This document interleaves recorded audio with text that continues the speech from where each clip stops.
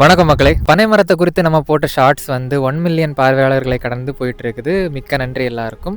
மக்களுக்கான தமிழ் பற்றும் தமிழ் வரலாறு மீட்டெடுப்பு குறித்த அந்த விழிப்புணர்வும் மிக அதிகமாக இருக்குன்றதை அதை காட்டுது. மிக்க நன்றி. நான் ஒரு விஷயம் சொல்லியிருப்பேன், தமிழ்னு ஸ்டேட்டஸ் வச்சாலோ ஸ்டோரி வச்சாலோ மட்டும் பத்தாது, தமிழ் குறித்து பேசினா மட்டும் பத்தாது, அதுக்கான செயலில் இறங்கணும் அப்படின்ட்டு. நம்மளுடைய அன்றாட வாழ்க்கையில் எத்தனை பேர் தமிழை செம்மையாக பயன்படுத்துகிறோம், எத்தனை பேர் தமிழை பயன்படுத்துகிறோம், நம்ம கொஞ்சம் கொஞ்சமாக மாறிட்டாலே இது எல்லாமே சரியாயிரும். 2 விஷயம் சொல்கிறேன். என்னென்னு பார்த்தீங்கன்னா, ஏடிஎம் போகிறோம், பணம் எடுக்க போறோம். அதுல எத்தனை பேர் தேர்வு மொழி தமிழை தேர்வு செய்யறீங்க? நான் பாக்குறதுல பெரும்பாலானோர் இங்கிலீஷை தான் எடுக்கிறாங்க. ஒரு தமிழ் ஐயா கூட ஏடிஎம்ல பணம் எடுக்க போனப்போ அவரு என்கிட்ட கேட்ட கேள்வி இதுதான், ஏன்டா இது கூட நீ பண்ணலன்னா என்னத்தடா தமிழுக்கு பெருசா சாதிச்சு கிழிக்க போற, இந்த சின்ன விஷயத்துல என்ன இருக்கு பண்றது அப்படின்ட்டு செருப்பால் அடிச்ச மாதிரி இருந்தது. அப்பத்துல இருந்து இப்போ வரைக்குமே நான் ஏடிஎம் போனா தேர்வு மொழி தமிழ் தான் கொடுக்குறேன். அது மாதிரி எங்கெல்லாம் முடியுமோ அங்கெல்லாம் நான் தமிழை தான் பயன்படுத்திக்கிட்டு இருக்கேன், தமிழை தான் பேசிக்கிட்டு இருக்கிறேன். 2வது விஷயம், பேர் வைக்கிறது. ஒரு ட்விட்டர்ல ஒரு போஸ்ட் பார்த்தேன். என்னன்னா, ஒரு திராவிட கட்சியை சேர்ந்த ஒரு நபருடைய மகனுடைய கல்யாணத்துக்கு ஒருத்தர் போயிருக்கிறாரு.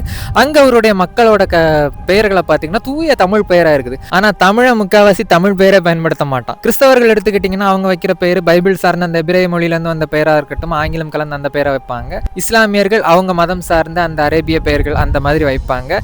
தமிழர்கள் தமிழ்னு நினைச்சுக்கிட்டு வைப்பானுங்க, ஆனால் அது தமிழா இருக்காது. என்னன்னா ஹரிசு, சுரேஷ், ரமேஷ்னு ஆண் பேரா இருக்கும். பெண் பிள்ளைகளோட பேரை பார்த்தீங்கன்னா யாஷிகா, கோபிகா, மௌனிகா, ஆவுன்னு வைப்பானுங்க. அது எதுவுமே தமிழ் பெயர் கிடையாது, எல்லாமே வடமொழி பெயர்கள் தான். ஒரு முறை தமிழர்களோட ஆதிக்குடி மக்கள்ல ஒருவரான குறவர்களை சந்திக்க நேர்ந்தது. அவர்களுடைய பெயர்லாம் அவ்வளோ தூய தமிழ் பெயரா இருந்தது. சாத்தன், முருகன், மாடன், மாரி, மலர், செண்டு, இந்த மாதிரி தூய தமிழ் பெயர்கள்லாம் வச்சிருந்தாங்க. ரொம்ப சந்தோஷமா இருந்தது அதை பார்க்குறப்போ. தமிழை வளர்க்கணும்னு நினைக்கிற நம்ம முதல்ல இதுல இருந்து ஆரம்பிங்க, இந்த மாதிரி விஷயங்கள்ல இருந்து ஆரம்பிங்க. பேர் வைக்கிறது உங்களுடைய குழந்தைகளுக்கு தூய தமிழ் பெயராக வைங்க.